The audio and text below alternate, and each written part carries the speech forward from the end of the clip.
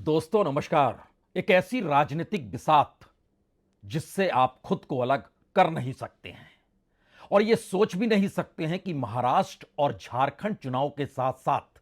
अलग अलग राज्यों में होने वाले उपचुनाव भारत की राजनीति को तय करने वाले हैं कि आने वाले वक्त में इस देश में कौन सी राजनीति बचेगी। ये सवाल आपके लिए आज मुश्किल हो सकता है, लेकिन जिस तर्ज पर कांग्रेस ने पूरी बिसात बिछाई है और अभी तक जो सवाल बीजेपी कांग्रेस मुक्त भारत का देते हुए इस देश के छत्रपों को यह पाठ पढ़ाती चली आई कि उनकी राजनीति को तो कांग्रेस ने हड़प लिया, पहली बार उसके ठीक उलट की परिस्थितियां कांग्रेस ने बीजेपी के सामने खड़ी कर दी है। यानी मोदी शाह की समूची राजनीति जो अभी तक इसी में सिमटी हुई थी कि इस देश में जो कांग्रेस का वोट बैंक है, अगर वो उसके पास नहीं आता है तो इस देश के वो छत्रप जो इंडिया गठबंधन के साथ हैं, कांग्रेस के साथ हैं, उनके हिस्से में चला जाए, जिससे राजनीतिक तौर पर कांग्रेस खत्म हो जाए। लेकिन इस चुनाव की बिसात वाकई एक बेहतरीन तरीके से रची गई है। जरा कल्पना कीजिए, महाराष्ट्र में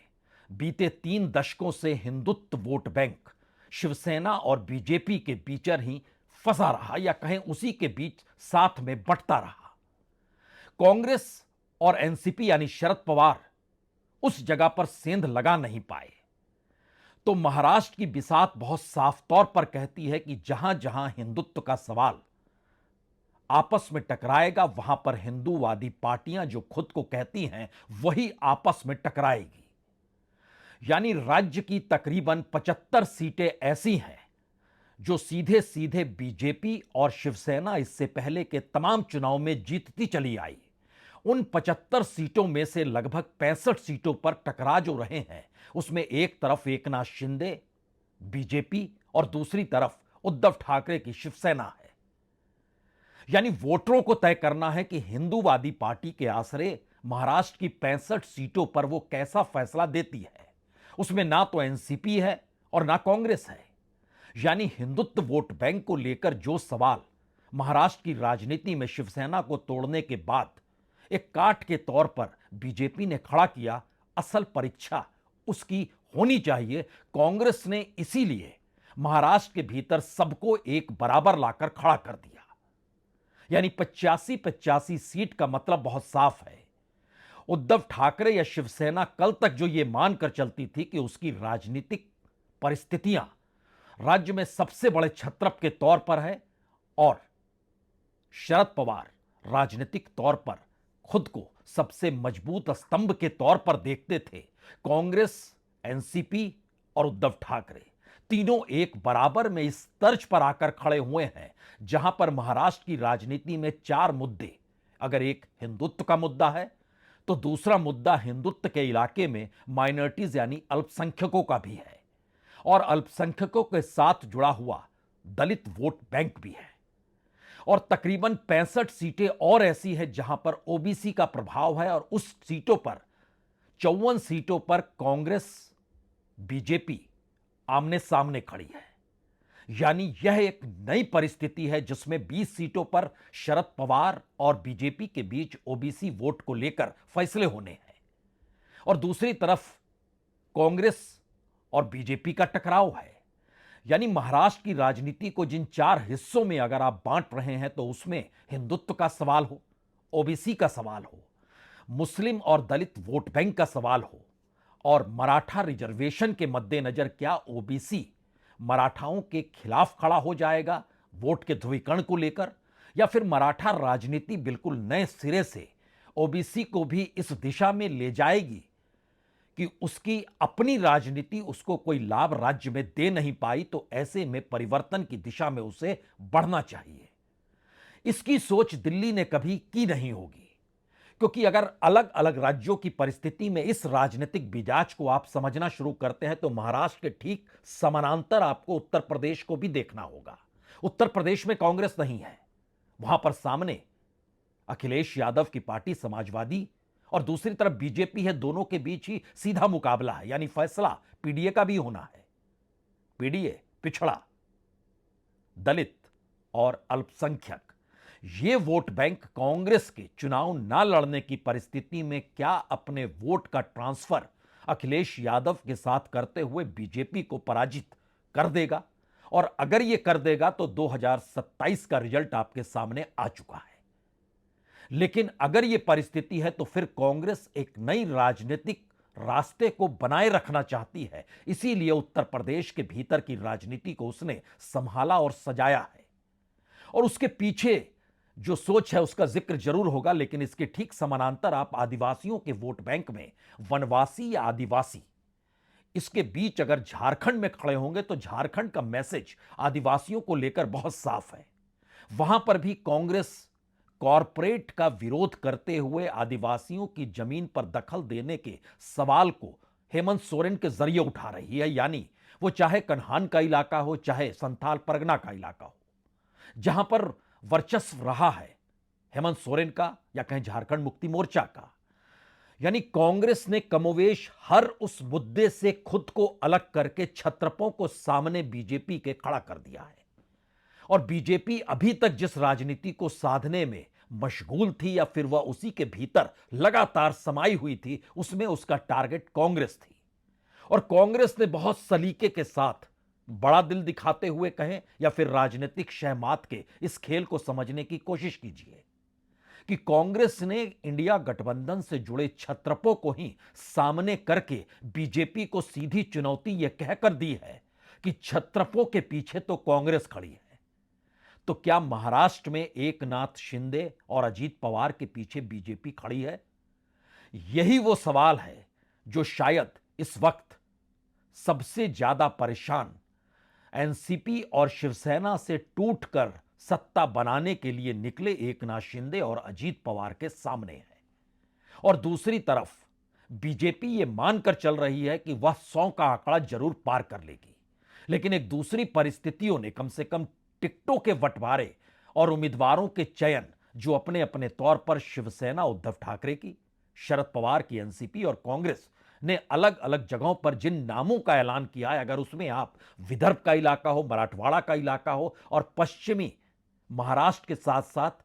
मुंबई और कोंकण के इलाके को भी अगर आप परखना शुरू करेंगे तो वहां पर 3 सवाल आपके सामने बहुत साफ होंगे। और यह चुनाव शायद उसी के लिए परीक्षण भी है।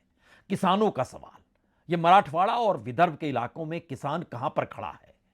बाबा साहब अंबेडकर और संविधान का सवाल, दलित और दलितों के साथ साथ संघर्ष करने वाली जो समुदाय अलग अलग महाराष्ट्र के हिस्सों में सक्रिय हुई, वह किसके साथ खड़ा है? और खास तौर से महाराष्ट्र की इकोनॉमी में पहली बार खुले तौर पर रेवड़ियों को बांटने की जिन परिस्थितियों को ठीक चुनाव से पहले एकनाथ शिंदे ने खड़ा किया, वो लाडली बहना हो या बेरोजगारों को भत्ता देना हो, वहां से जुड़ी हुई तकरीबन 45 सीटें प्रभावित करती है महाराष्ट्र की राजनीति को। सीधे तौर पर यह एकजुट हो जाए तो फिर एकनाथ शिंदे की बल्ले बल्ले हो सकती है। लेकिन यहां मुश्किल यह है कि इन सीटों पर हिंदुत्व का सवाल बीते 6 चुनाव में लगातार रेंगता रहा है, 90 के दशक से। तो क्या एक झटके में जिस राजनीति को लगातार 5-6 चुनाव में मथा गया, वो इस चुनाव में बदल जाएगा? कांग्रेस इसे भी परखना चाहती है और इसी परखने की परिस्थिति ने दिल्ली के माथे पर शिकन ला दी है। क्योंकि सवाल इस बार चुनाव के परिणामों से हटकर उस राजनीति को भी पाटने और समझने का है जिस राजनीतिक जमीन पर बीजेपी ने खुद को मजबूत किया, संघ को सक्रिय होने को कहा और अपने इर्द गिर्द के तमाम कद्दावर नेताओं को दिल्ली ने खत्म कर दिया। उसमें एक नाम आप नितिन गडकरी का ले सकते हैं। लेकिन नितिन गडकरी की मौजूदगी नागपुर क्षेत्र में भी देवेंद्र फडणवीस के लिए मुश्किल पैदा करती है। तो क्या यह माना जाए कि बीजेपी के भीतर की वह फोर्सेस या वह ताकतें जो राजनीतिक तौर पर रूठी रही, वो पहली बार राजनीतिक तौर पर सक्रिय है? और बीजेपी के लिए यह दूसरा मुश्किल सवाल है कि एक तरफ पारंपरिक राजनीति को कांग्रेस ने पलटा, छत्रपों को कांग्रेस ने सामने किया, जो अलग अलग क्षेत्रों के अलग अलग वोट बैंक काम कर रहे थे, वहां पर सीटों के लिहाज से उम्मीदवारों का चयन और टिकटों का बंटवारा महाराष्ट्र की राजनीति में पहली बार इंडिया गठबंधन के बीच इस तर्ज पे हुआ कि बीजेपी तो यह मानकर चल ही नहीं रही थी कि अगर वह 150 से ज्यादा सीटों पर चुनाव लड़ रही है तो उसको 100 से कम सीट मिलेगी। लेकिन बीजेपी का कोर वोटर सिर्फ 35 से 50 सीट के बीच अटका हुआ है। वो इलाका चाहे मुंबई का हो, वो इलाका चाहे ठाणे और कल्याण का हो, वह इलाका चाहे नॉर्थ यानी उत्तर महाराष्ट्र का हो, इन जगहों के आसरे क्या वाकई बीजेपी 35 और 50 के बीच की परिस्थितियों को भी साध पाएगी? यह एक ऐसा सवाल है जिसमें बीजेपी का कोई चेहरा राजनीतिक तौर पर महाराष्ट्र की राजनीति में आगे बढ़ाने को तैयार नहीं है। और उत्तर प्रदेश की राजनीति इसके ठीक उलट, वहां पर चेहरा योगी आदित्यनाथ का इतना बड़ा है कि योगी आदित्यनाथ ही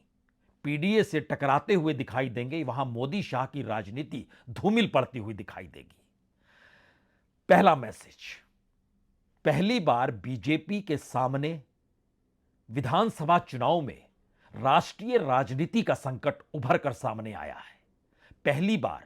बीजेपी जिस राजनीति को राजनीतिक दलों को तोड़कर अपने अनुकूल करती रही, संकट उसके सामने नजर आया है। और पहली बार बीजेपी के भीतर के अंतर्विरोध खुलकर इस चुनाव में राजनीति करने को तैयार भी हैं और राजनीतिक शहमात देने की परिस्थितियों से आगे निकलना भी चाहते हैं। इसीलिए अब 3 बातों पर गौर कर लीजिए। पहली बात, महाराष्ट्र में कॉरपोरेट की मौजूदगी, महाराष्ट्र के भीतर एकनाथ शिंदे को चेहरे के तौर पर लाना और फिर चेहरे के तौर पर खारिज कर देना। महाराष्ट्र की राजनीति में नितिन गडकरी सरीके एक बड़े चेहरे और उनसे जुड़े हुए बीजेपी के वह चेहरे जो देवेंद्र फडणवीस के साथ राजनीति नहीं साध पाए या दिल्ली ने उन्हें साधने नहीं दिया, अलग अलग सीटों पर जिन उम्मीदवारों का ऐलान बीजेपी ने कहा है, वहां पर तकरीबन 22 सीटें ऐसी हैं जहां पर बीजेपी के भीतर के कंट्राडिक्शंस या वहां के अपने अंतर्विरोध खुलकर सामने आ रहे हैं। और इसी राजनीति को बहुत बारीकी से पहली बार कांग्रेस ने जब अध्ययन किया या कहे उसे परखने की कोशिश की, और जो संवाद हुआ, अंदरूनी बातचीत जो हुई, उसमें मैसेज यही था कि क्या आपको भविष्य की राजनीति को साधते हुए यह चुनाव जीतना है या इस चुनाव को जीतते हुए भविष्य की राजनीति में फिर से दोबारा मोदी और शाह को जगह दे देनी है। यही वो परिस्थिति थी जहां पर 85 सीटों के जरिए मैसेज बहुत साफ देने की कोशिश इस आधार पे की गई कि दरअसल यह चुनाव इंडिया गठबंधन के नेताओं के बीच एक बराबरी का है, यानी कोई बड़ा छोटा भाई नहीं है, सभी एक बराबर हैं। शरद पवार मानकर चल रहे थे कि ज्यादा से ज्यादा 60, 65, 67 सीट तक मिलेगी, लेकिन वह 85 सीटों पर लड़ रहे हैं। उद्धव ठाकरे मानकर चल रहे थे कि वह कम से कम 100 सीटों पर तो जरूर लड़ेंगे, वह 85 सीटों पर लड़ रहे हैं। कांग्रेस मानकर चल रही थी कि वह 100 से 125 सीटों पर चुनाव लड़ेगी, क्योंकि 2024 के चुनाव परिणाम ने मैसेज दे दिया, लेकिन वह भी 85 सीटों पर लड़ रही है। जो छोटे छोटे राजनीतिक दल हैं, उन सभी को साथ लाकर अलग अलग कॉन्स्टिट्यूएंसी में वोटों के ध्रुवीकरण को रोकने के लिए या बीजेपी के सामने स्थानीय नेता छत्रप जो महाराष्ट्र की राजनीति में माहिर हैं, उनको सामने लाकर खड़ा कर दिया गया। यहां पर जो सबसे बड़ा सवाल हर किसी के जहन में है, क्या यह चुनाव छत्रपों के अस्तित्व की लड़ाई का भी है? ध्यान दीजिए अगर इसकी बारीकी को, तो पहली बार एक ऐसा चुनाव हो रहा है जिसमें कांग्रेस इंडिया गठबंधन के आश्रय मौजूद तो है, लेकिन उस मौजूदगी में उसकी सीधी लड़ाई बीजेपी से नहीं हो रही है। वो इंडिया गठबंधन टकरा रहा है, यानी वोटों का ट्रांसफर आपस में, चाहे वो उद्धव ठाकरे हो, चाहे एनसीपी हो और कांग्रेस हो, इनका आपस में वोटों का ट्रांसफर इस तर्ज पे हो कि सभी बराबर हैं। और दूसरी तरफ बीजेपी की मुश्किल यह है कि उसने खुद को इतना बड़ा बना लिया महाराष्ट्र की राजनीति में कि एकनाथ शिंदे की पार्टी या अजीत पवार का खुद का होना और उनसे जुड़े हुए तमाम अंतर्विरोध, वो हिंदुत्व के नाम पर हो, वो सेकुलरिज्म के नाम पर हो, अजीत पवार के मुस्लिम उम्मीदवारों को खड़ा करने को लेकर हो, उनके अपने करप्शन को लेकर हो, लेकिन एक पूरी प्रक्रिया के भीतर में पहली बार आमने सामने की परिस्थिति वोटों के ट्रांसफर के साथ इंडिया गठबंधन में बराबरी के रूप में कैसे जुड़ जाए और यह मैसेज चला जाए महाराष्ट्र की राजनीति में कि सामने एकनाथ शिंदे और अजीत पवार नहीं, बीजेपी लड़ रही है। यानी मूल महाराष्ट्र की राजनीति का पहली बार यह है कि एक तरफ बीजेपी है और दूसरी तरफ तमाम पॉलिटिकल पार्टीज है या उनसे जुड़े हुआ वोट बैंक है, और उसमें एकनाथ शिंदे की राजनीति यात्रा जो शिवसेना से टूटने के बाद बतौर मुख्यमंत्री, उसमें अजीत पवार की राजनीति जो कि मुख्यमंत्री बनने के लिए बेचैन और बार बार पार्टी के भीतर रूठना, मनाना, तोड़ना, तमाम परिस्थितियों को लेकर साथ चलना। लड़ाई किसके साथ है? बीजेपी को लेकर है। यह राजनीति दिल्ली को परेशान कर रही है और मोदी शाह के सामने सबसे बड़ा संकट यही है कि अभी तक जिस वोट बैंक के आश्रय उनकी अपनी सोशल इंजीनियरिंग चलती रही, जिस ऑपरेशन लोटस के जरिए उसने तमाम छत्रपों की राजनीति को खत्म कर दिया, अब वही राजनीति बीजेपी के गले की फांस बन गई है। और दूसरी तरफ छत्रपों के सामने पहली बार यह खुली चुनौती है कि अगर आप बीजेपी को हरा सकते हैं तो कांग्रेस आपके पीछे खड़ी है। यानी कांग्रेस के दो मैसेज निकलकर इसमें साफ तौर पर आए, दिल बड़ा है, छत्रपों के साथ खड़े हैं। और इन दोनों मैसेज ने छत्रपों के सामने यह चुनौती भी खड़ी कर दी कि कल वो किसी को दोष ना दें। लेकिन दूसरी स्थिति यह भी है कि जीत के बाद वह कांग्रेस के साथ खड़े हैं, कांग्रेस उनके साथ खड़ी है, कांग्रेस उनके पीछे खड़ी है, लेकिन बीजेपी की समूची राजनीति हार गई। यह मैसेज अपने आप में इतना बड़ा हो गया है कि इस विधानसभा चुनाव में अब अगर अलग अलग राज्यों की सीटों का आप परीक्षण कर लें, झारखंड के भीतर 35 सीटें सीधे तौर पर दलितों और आदिवासियों के बीच, दलित यहां पर बहुत कम है 35 सीटों में। दलितों का जिक्र हम इसलिए कर रहे हैं क्योंकि दलितों के साथ पिछड़ा तबका एक छोटा सा हिस्सा जो राजनीतिक तौर पर झारखंड में पहली बार बीजेपी के आने के बाद से सक्रिय हुआ, जिसमें उन्होंने यह भी सवाल खड़ा किया कि बड़ी तादाद में घुसपैठिए आ गए हैं और आदिवासी यहां पर कम हो रहे हैं। यानी 35 सीटें ऐसी है जिसमें हेमंत सोरेन और बीजेपी को सीधे तौर पर आदिवासियों के सवाल पर, घुसपैठ के सवाल पर, दलित और ओबीसी के सवाल पर सीधे तौर पर आमने सामने बीजेपी के खड़े होकर चुनाव लड़ना है। उत्तर प्रदेश में तो बहुत साफ है, अखिलेश यादव और सामने योगी आदित्यनाथ। और इस राजनीति में पिछड़ा, दलित और अल्पसंख्यक, इस राजनीति को साधने वाले अखिलेश यादव की सबसे बड़ी परीक्षा है जो 2027 का रास्ता तय करेगी। महाराष्ट्र की राजनीति में विदर्भ और मराठवाड़ा, जहां पर कांग्रेस का वर्चस्व 2024 के लोकसभा चुनाव में भी नजर आया, और यह भी एक सच है कि पारंपरिक तौर पर इन दोनों जगहों पर, खास तौर से विदर्भ में तो कांग्रेस का वर्चस्व शुरू से रहा है। मराठवाड़ा की राजनीति में जब अयोध्या का आंदोलन 90 के दशक में शुरू हुआ और फिर 10 बरस के बाद वहां पर एआईएमआईएम की एंट्री होती है, उस राजनीति ने कांग्रेस के वोट बैंक में सेंध जरूर लगाई, लेकिन लोकसभा चुनाव ने फिर से यह मैसेज दे दिया, उसके चुनाव परिणामों ने यह मैसेज दे दिया, क्योंकि महाराष्ट्र के भीतर एक भी सीट बीजेपी जीत नहीं पाई। इसीलिए जो 43-46 सीटें हैं मराठवाड़ा के भीतर की, वहां पर 22 सीटों पर सीधे तौर पर कांग्रेस इस मैसेज के साथ खड़ी है कि बीजेपी सामने है। और विदर्भ की 62 सीटों में से लगभग 47 सीटों पर कांग्रेस और बीजेपी जहां पर टकरा रही है, वहां पर सवाल किसानों का है, संविधान का है, दलितों का है। और ये मुश्किल हालात अलग अलग जगहों पर राजनीति बीजेपी को साधनी है, यानी पूरे महाराष्ट्र को उसको 4 हिस्सों में देखना ही होगा।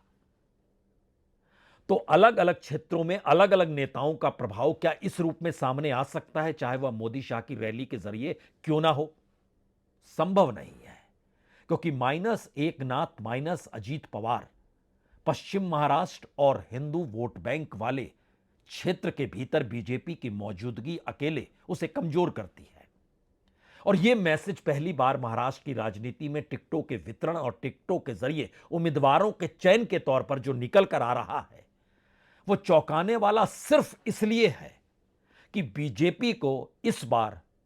कम से कम 6 पॉलिटिकल पार्टियों से टकराना है, जिसमें शिवसेना उद्धव ठाकरे की है, जिसमें शरद पवार की एनसीपी है, जिसमें कांग्रेस पार्टी है, जिसमें एकनाथ शिंदे की शिवसेना है, जिसमें अजीत पवार है और जिसमें वंचित समाज या शेतकारी संगठन का भी एक हिस्से को आप जोड़ लीजिए तो बीजेपी की पूरी राजनीति अलग अलग क्षेत्रों में अलग अलग तरीके से कैसे चल पाएगी। क्योंकि जो चेहरा है वो अब चेहरा नहीं है, जो सत्ता बनाने के तरीके थे वो अब खारिज हो गए हैं। अपने बूते बीजेपी के पास चेहरा देवेंद्र फडणवीस का है, जो कि उस सोशल इंजीनियरिंग में फिट ही नहीं बैठ रहे हैं। जो कद्दावर नेता थे उनको गायब कर दिया गया है और शायद यही वो वजह है जिसमें सीधे तौर पर अगर आखिरी बात यह कही जाए कि महाराष्ट्र की में 288 सीटों में से लगभग 115 सीटों पर डिब्बा गोल नजर आ रहा है बीजेपी की उस राजनीति का, जिसको साधने के लिए उसने बीते 2 बरस में क्या कुछ नहीं किया।